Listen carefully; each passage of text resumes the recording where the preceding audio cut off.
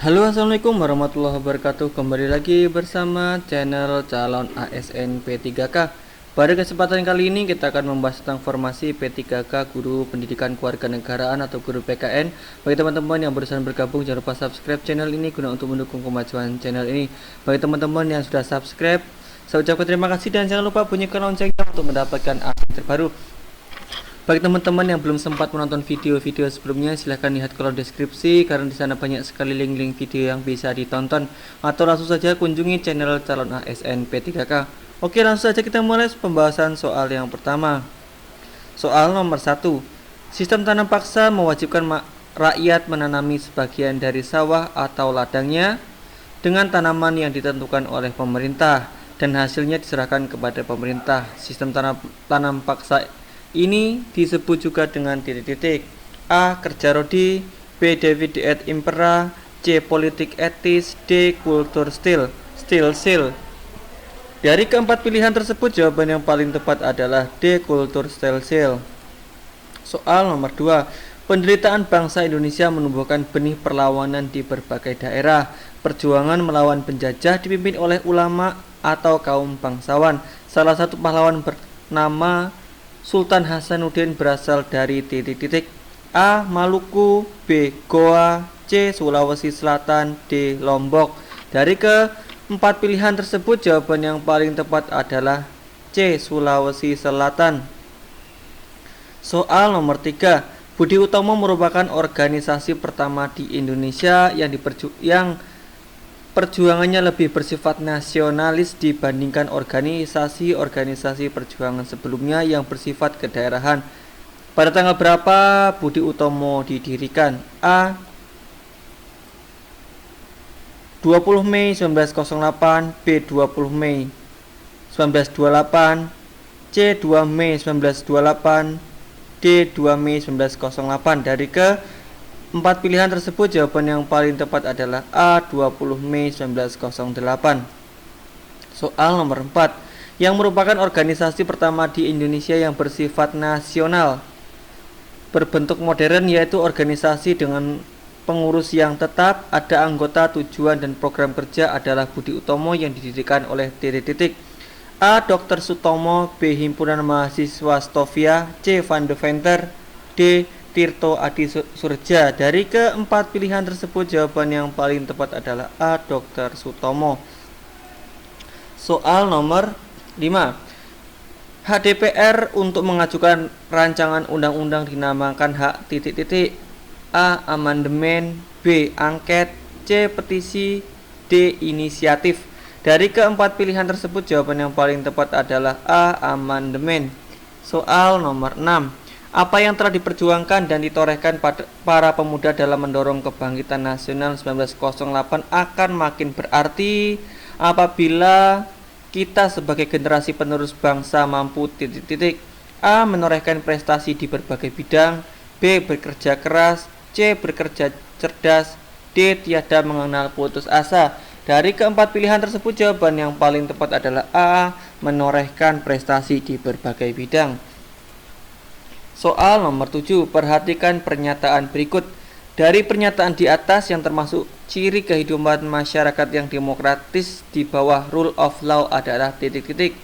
A. 1, 2, dan 4, B. 2, 3, dan 4, C. 1, 2, dan 5, D. 2, 4, dan 5. Dari keempat pilihan tersebut, jawaban yang paling tepat adalah A. 1, 2, dan 4.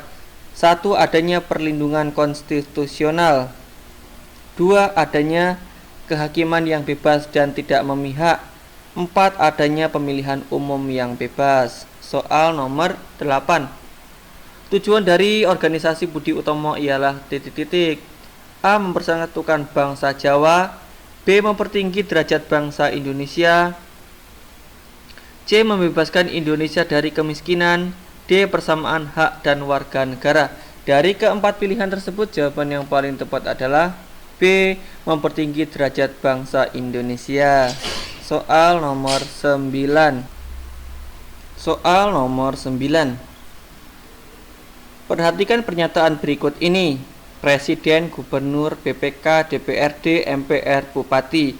Dari pernyataan tersebut yang merupakan lembaga tinggi lembaga negara di tingkat pusat ditunjukkan nomor titik-titik A 1, 2, dan 3, B 1, 3, dan 5, C 2, 4, dan 6, D 4, 5, dan 6. Dari keempat pilihan tersebut jawaban yang paling tepat adalah B 1, 3, dan 5. Presiden, BPK, dan MPR. Soal nomor 10. Menurut teori yang dikemukakan oleh Montesquieu, lembaga yang memiliki kekuasaan melaksanakan peraturan perundangan adalah titik-titik A. Legislatif, B. Eksekutif, C. Yudikatif, D. Federatif. Dari keempat pilihan tersebut jawaban yang paling tepat adalah B. Eksekutif. Soal nomor 11. Perhatikan pernyataan berikut. Dari pernyataan tersebut yang merupakan prinsip-prinsip demokrasi Pancasila ditunjukkan nomor titik-titik A 1, 2, dan 3, B 2, 3, dan 4, C 3, 4, dan 5, D 4, 5, dan 6. Dari keempat pilihan tersebut jawaban yang paling tepat adalah B 2, 3, dan 4. Keseimbangan antara hak dan kewajiban, keadilan sosial, kebebasan berkumpul dan berserikat. Soal nomor 12. Wujud dari nilai persamaan derajat yaitu titik-titik A. Kedaulatan berada di tangan rakyat, B. Setiap warga negara memiliki kedudukan yang sama di depan hukum, C. Tidak memaksakan suatu agama atau kepercayaan kepada orang lain, D. Sarana dan prasarana yang mampu mendorong masyarakat untuk kreatif dan produktif. Dari keempat pilihan tersebut jawaban yang paling tepat adalah B. Setiap warga negara memiliki kedudukan yang sama di depan hukum. Soal nomor 13. Contoh praktek monopolitis dan konglomerasi pada masa pemerintahan Orde Baru merupakan penyimpangan di bidang titik-titik A. Politik, B. Ekonomi, C. Hukum, D. Sosial. Dari keempat pilihan tersebut jawaban yang paling tepat adalah B. Ekonomi. Soal nomor 14. Tokoh-tokoh kebangkitan nasional muncul karena program politik etis atau politik balas budi yaitu titik-titik A. Transmigrasi, B. Irigasi, C. Vaksinasi, D. Edukasi. Dari keempat pilihan tersebut jawaban yang paling tepat adalah D. Edukasi. Soal nomor 15. Kedaulatan itu tidak dapat dibagi-bagi. Hal ini sesuai dengan sifat kedaulatan yaitu titik-titik A. Permanen, B. Bulat, C. Asli, D. Tidak terbatas. Dari keempat pilihan tersebut jawaban yang paling tepat adalah D. Tidak terbatas. Soal nomor 16. Teori kekuasaan negara yang membagi kekuasaan menjadi 3 bagian yaitu legislatif, eksekutif, dan yudikatif disebut teori titik-titik A. Dwi Praja, B. Panca Praja, C. Demokrasi, D. Trias Politika. Dari keempat pilihan tersebut jawaban yang paling tepat adalah D. Trias Politika. Soal nomor 17.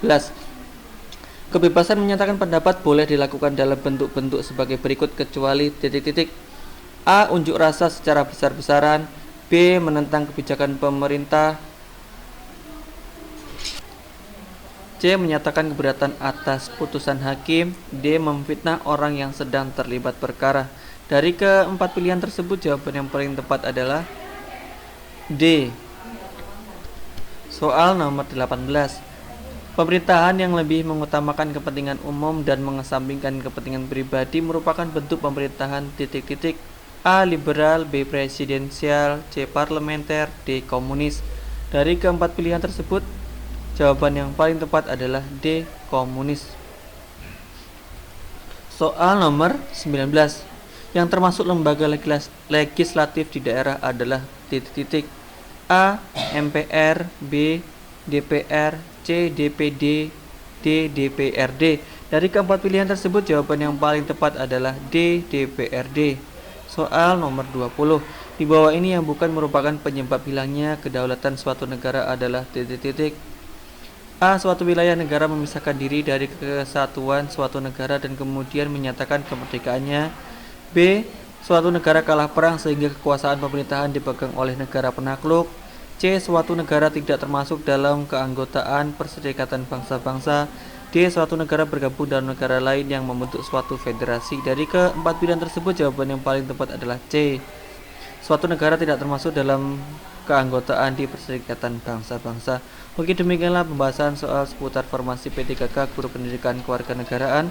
Bagi teman-teman yang barusan bergabung, jangan lupa subscribe channel ini guna untuk mendukung kemajuan channel ini. Bagi teman-teman yang sudah bergabung dan sudah subscribe, saya ucapkan terima kasih. Dan saya akhiri, wassalamualaikum warahmatullahi wabarakatuh.